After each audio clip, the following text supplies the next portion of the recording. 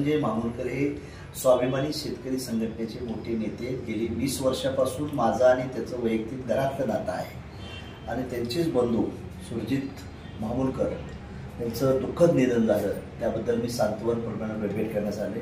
तसं संजीवच्या मामाने खराळेने मी ज्यावेळेस लोकसभेला माड्यामधून उभा राहिलो होतो तेव्हा मला 1 लाख रुपयाची मदत केली मामानं, खराळे मामाने. त्यामुळं ह्या घराचं माझं नातं हे राजकारणाच्या पलीकडे आहे, हृदयातलं नातं आहे. आणि आज दुःखद गोष्ट अशी घडल्यानंतर सुरजित गेल्यानंतर सुरजितनं असं करायला नाही पाहिजे होतं.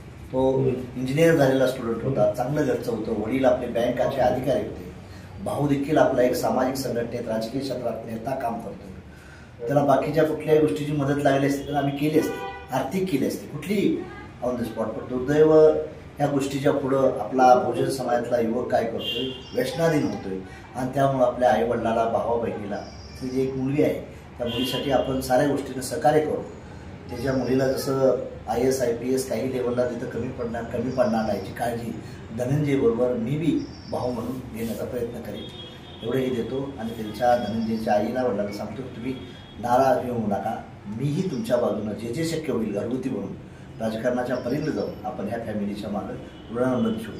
कारण ह्या फॅमिलीनं माझ्यावर नेहमी माझ्यावर आणि राजशेट्टीवर 20-22 वर्षापासून प्रेम केलं आहे. त्यांना मी काही आणि देऊ शकलो नाही, मी राजशेट्टी. पण आता इथून पुढं मोठ्या प्रमाणात काहीतरी देण्याची आश्वासन मी करतो. आणि सुरजितच्या मुलीसाठी एक तिचा काका म्हणून माझ्याकडे मी मदत करण्याचा प्रयत्न करेन, एवढं आश्वासन.